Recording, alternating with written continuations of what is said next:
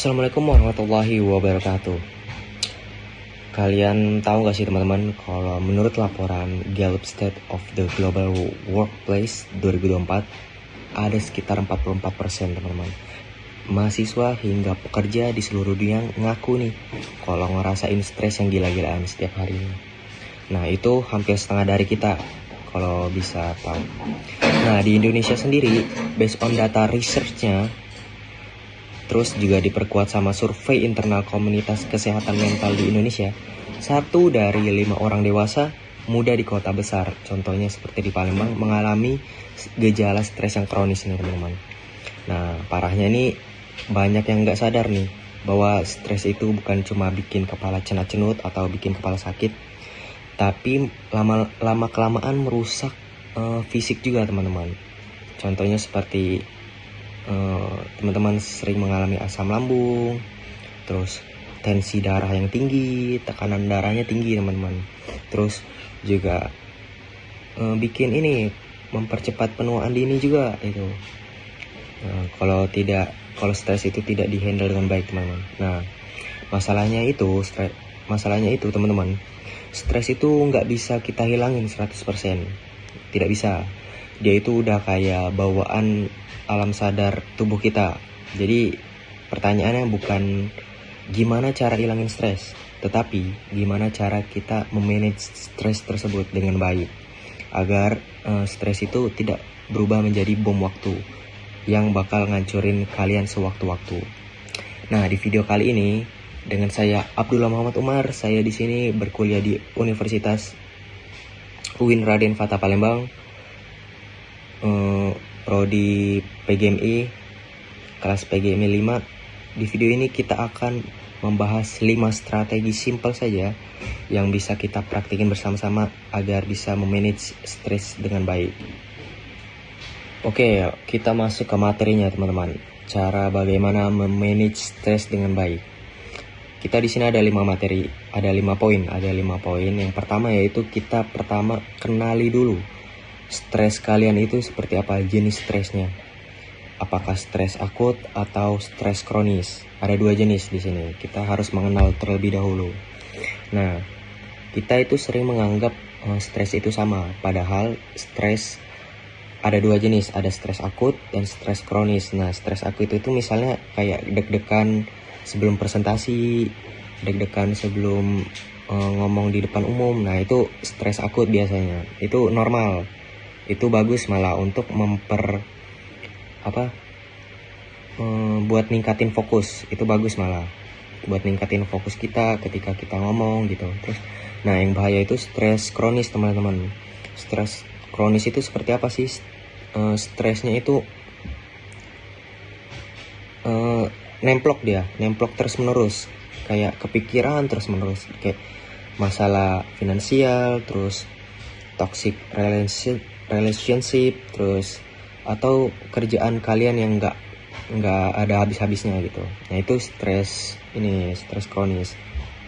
Nah, gimana sih caranya teman-teman? Kita bisa ambil jeda 5 menit di 5 menit untuk kita tulis di notes HP kita, catatan di HP kita. Nah, kalian catat tuh stres gue hari ini tuh berasal dari mana. Kalau sumbernya adalah dari ekspektasi kalian sendiri yang terlalu tinggi, atau kalian itu bisa dibilang perfeksionis, nah itu susah itu teman-teman. Nah, jadi solusinya itu kenali stres kalian terlebih dahulu. Nah, oke, lanjut ke materi yang kedua teman-teman. Nah, yang kedua ini kita harus menguasai teknik pernapasan. Nah, gitu. Kenapa sih pernapasan itu penting untuk memanage stres? Karena pernapasan itu akan mereset otak kita gitu. Ini contohnya ya. Ini sering digunain sama pasukan elit Navy SEAL. Sering digunain teman-teman buat tenangin otak di situasi perang. Bayangin ketika di situasi perang mereka menggunakan teknik pernapasan untuk merilekskan otak mereka gitu teman-teman. Cuman butuh 16 detik siklusnya. Jadi yang pertama hirup napas 4 detik, dihirup, napas 4 detik, lalu tahan 4 detik teman-teman. Jangan langsung dibuang, langsung tahan dulu teman-teman. Tahan 4 detik, lalu buang napasnya 4 detik juga.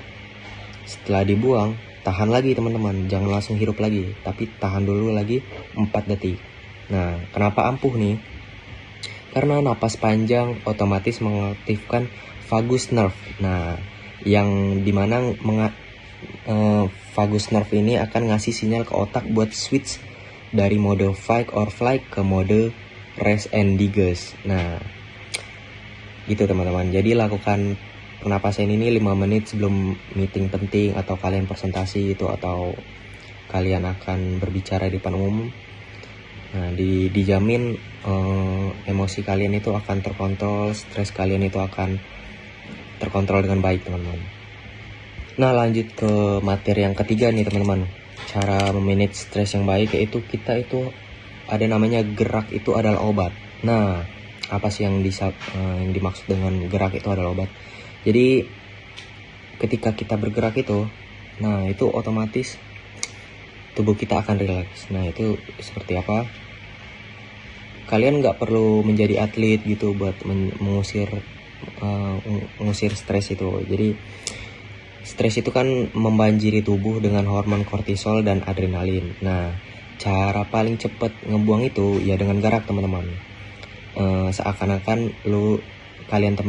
Seakan-akan kalian itu lari dari bahaya. Kalau lagi mumet kerja nih atau ngerjain tugas, ya kalian berdiri atau jalan kaki atau jalan cepat gitu sekitar 10 menit sampai 20 menit kalau bisa. Keliling kosan kalian tuh, sekadar ya naik turun tangga atau ya kelilingin aja tuh kos gitu. Nah, di sini ada sains yang menyebutkan kalau exercise snacks, aktivitas singkat ini nurunin kadar kortisol kalian. Nah, yang menyebabkan stres itu jadi hampir seketika dan melepaskan endorfin. Jadi bisa merefresh otak kalian gitu kalian. Jadi kayak ya lebih dingin lagi pikiran kalian gitu, enggak numpuk. Jadi kadar kortisol itu berkurang dan melepaskan endorfin gitu teman-teman. Nah, yang keempat ini adalah kita bisa menerapkan namanya itu stress budgeting. Nah, jadi seperti ini teman-teman. Anggap energi mental kita itu kayak saldo rekening. Jadi kayak setiap kali kita mikirin omongan orang atau overthinking mengenai masa depan gitu, atau marah-marah di jalan karena macet atau ngantri BBM gitu kan. Nah, kita itu harus ada stress budgetingnya. Tanya ke diri sendiri, apakah ini masalah bisa saya selesaikan gitu atau bisa saya kontrol. Kalau saya nggak bisa kontrol, ya udah kalian nggak usah terlalu dipikirin gitu, nggak usah terlalu dibikin ribet lah teman-teman kalau memang masalah tersebut tidak bisa kita kontrol gitu, karena itu emang di luar kendali kita. Jadi kita bisa apa gitu. Nah, yang terakhir itu ritual matiin lampu. Nah, apa tuh? Jadi stres modern itu 70% itu datang dari overstimulasi informasi. Kayak kita kan sering kan, kita nggak bisa lepas dari scroll medsos atau scroll TikTok gitu. Nah, ketika kita scroll itu kan kita sering melihat nih kayak, oh teman kita hebat ya, kita gini-gini aja gitu, kayak ya bikin kita kepikiran terus. Nah, otak itu otomatis mengeluarkan hormon stres karena ya kalian ngerasa hidup kalian itu gitu-gitu aja. Kalian selalu membanding-bandingkan hidup kalian dengan teman-teman kalian yang udah sukses gitu atau dengan influencer gitu. Nah, kalau bisa sebelum tidur kalian itu menonaktifkan HP kalian atau lepas HP lah pokoknya.